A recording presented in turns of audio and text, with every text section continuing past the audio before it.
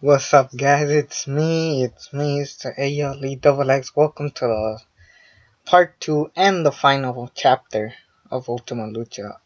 This show kicked part 1's ass by a mile.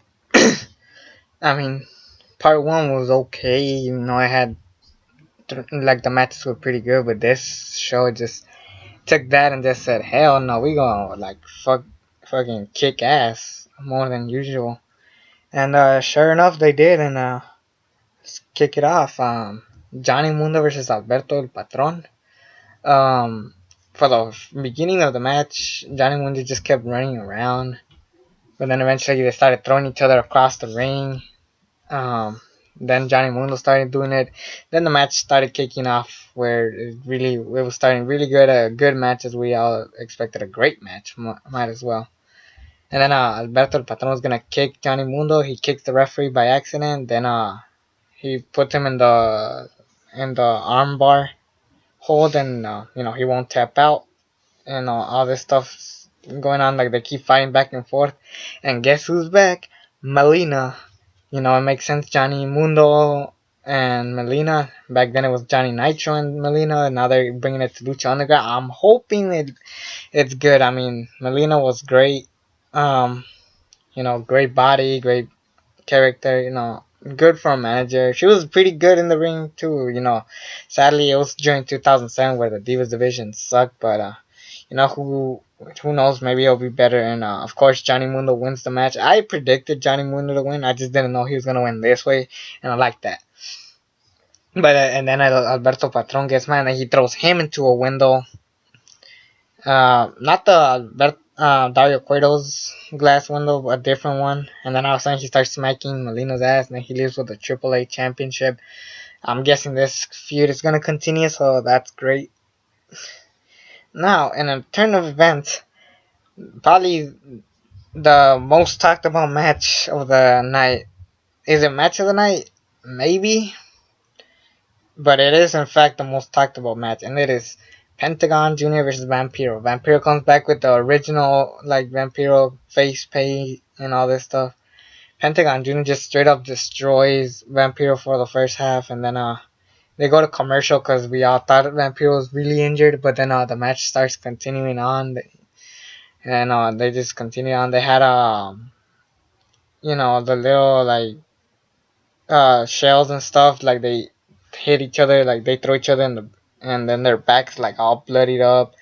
They have glass, like, lights, like, breaking in people's faces. It just kept going, and Vampiro and Pentagon are bleeding. Vampiro's mask is actually ripped off. It just going on, and it was just fucking amazing. By far, one of the best Vampiro matches I've ever seen in my life. Easily one of the best Pentagon Jr. matches of all time. Like, they tried their best at this, fucking making it bloody. If Vampiro was a lot younger, chances are this could have been 5 stars. But they brought back a lot of old shit. This reminds me of WWE. I got both wrong. ECW, Extreme Championship Wrestling. That's just how it felt like. Old school ECW, man. And then they got a flaming table, and Pentagon Jr. throws him into it. And then he's burning up, and then they get the fire extinguisher. They actually let him burn for a little bit. Unlike with Kane and Daniel Bryan, he literally missed the fire, and then they turned it off before he even jumped in it. That was still a good spot, but this one was a million times better. And then Pentagon Jr. gets the victory. 1, 2, 3. Then Vampiro said, "Get my arm if I dare you." And then he gets the arm, breaks it. And then he's like, "Maestro, come. Where are you, master?" And then Vampiro gets the mic. He's like, "As your teacher, you've been trained." So Vampiro was training Pentagon Jr. the whole time. So we finally found out who the master is. It's Vampiro. Makes sense. It was pretty great. And that was just a great moment for Pentagon Jr. Obviously, rising star from student to master. Really good. Then there was a segment I actually skipped. So Dragon Azteca comes, saves that Asian girl that he, like, was protecting, and then Out of nowhere, the girl just chokes him and then like hits his back and he dies. That's it. And then they're like, we gotta get out of here quick. And then yeah, Dario Cueto and the girl leave, and then he's like, what about him? Oh, we're taking him with us. So he's taking his brother, and they all three leave. So I was just like, well, in the commercial they did show Dario Cueto talking, so I'm assuming they're gonna come out later in the show. Do they? Let's find out. Then we got the 7-way Gift of the Gods match. This just kept going on all throughout the match. You know, just an all-out good match. Jack Evans stood out a lot in this match. I mean, usually I thought nothing of this guy, but after seeing this match, he did. Aerostar jumped from like all the way from the top of the fucking arena. And that was fucking insane. Sexy Star gets attacked by Mario, whatever the fuck his name is. That guy with a bright ass yellow shirt. I don't like him. He takes her. That's happening. Big Rick gets attacked by the guy who he used to work for. That one wine tasting motherfucker. The one that always drinks scotch. I don't fucking know his name. I'm sorry, guys. Yeah, but eventually the match continues on, and of course the most predictable victory was Phoenix. I actually predict this victory, and of course he won in a great match. 4 stars, no, nonetheless. You know, so far all the matches have been 4 stars or higher. Then we got Tejano versus Blue Demon Jr. This is just going on for a while. Blue Demon made a no DQ, so obviously the crew is gonna get involved. Then Chavo Guerrero comes, and Chavo Guerrero joins Blue Demon. I was still confused. I mean, it was a short match. It was okay. Blue Demon wins the match, and I guess Chavo and Blue Demon are friends now, and it's kind of weird because these guys have been feuding since episode 1, so it's like, what? We'll just see wherever it goes. If it goes somewhere, you know. Just don't want to spoil that for you guys. Then we got the match of the night. Maybe Lucha Underground's match of the year. Either that or other matches. But Mil Muertes and Prince Puma was fucking amazing.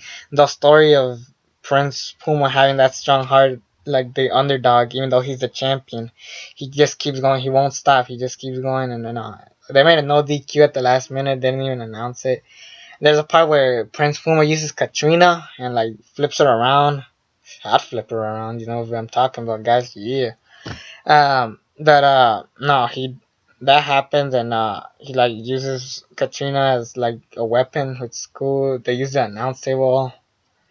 This kept going on. Even the fans moved out of the way because they were throwing them around the place. There's times where I actually thought Prince Puma, when I actually thought the match was over, whether Prince Puma was gonna win or Mil Muertes is gonna win. I'm just like, when is this match gonna end? I'm not saying I wanted to stop. I just want to know, like, how? Wow. Because how often do you see like all these kickouts going on over and over and over? Like, this is how you book a match. If besides using billions of finishers, this is perfect. I don't think it was 5 stars. It was pretty good, but I don't know if it was 5 stars. Yeah, the match was fucking amazing. Mil Muertes does a powerbomb to Prince Puma on the steel steps. Well, they weren't steel; they were like wooden steps. Then he does a spear to a table, but he kind of misses, hits the edge of it, and then I'm like, oh, that was a botch. But then Mil Muertes, like, cause the table was standing like this, then Mil Muertes powerbombed it, and the table breaks. So that was good. And then eventually the match continues. They hit a 3-6. Prince Puma hits a 360, and I actually thought the match was over. It kept going. And then he hit another 360, missed. Mil Muertes does like a choke slam, 1-2, kick out. Oh shit, what's going to happen?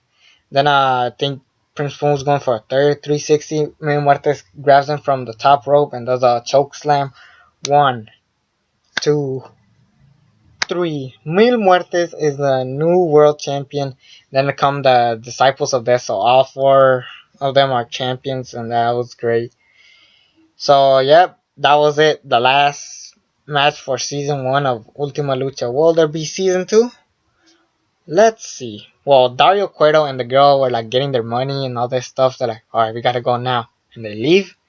They take a car, and there's like a big like thing, and then they show Dario's brother. He just peeks through like a little hole, and I was like, oh shit. And then Pentagon Junior and Vampiro show up like, where are we going now, Master? We're going somewhere dark, and then they disappear. Phoenix takes a car, he leaves, and then it looked like King Cuerno was following him. Uh, that Mario guy, apparently he's like a crazy ass lunatic. Apparently they gave him a character. I just wonder where they go. I mean, he kidnapped Sexy Star. I think they tied her way too much, to be honest. She was way too tight. She's way too tight too, guys. Then Angelico and Son of Havoc come out. They're like, we're getting the titles back, right?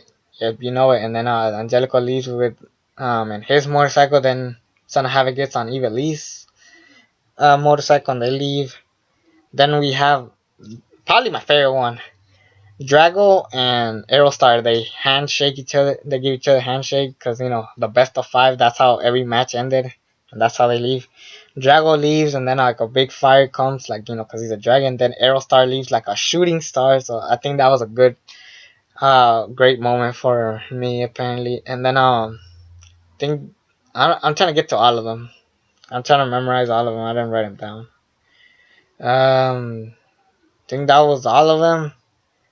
And then and then Dario Cueto leaves like in slow motion. The lights are turning off from the arena.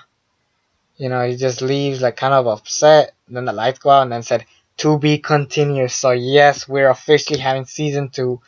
When is it gonna happen? I don't fucking know, but it's gonna be amazing when they come back. It's just gonna be off the hook. Woo! I'm gonna miss Lucha Underground, but hopefully it comes soon. Watch the show. Watch part 1 and part 2. It's gonna be one hell of a ride. It's the star ratings are on my website as well as all my other good shit. And of course, it's me. It's the ALE double X. And until then, I'm out.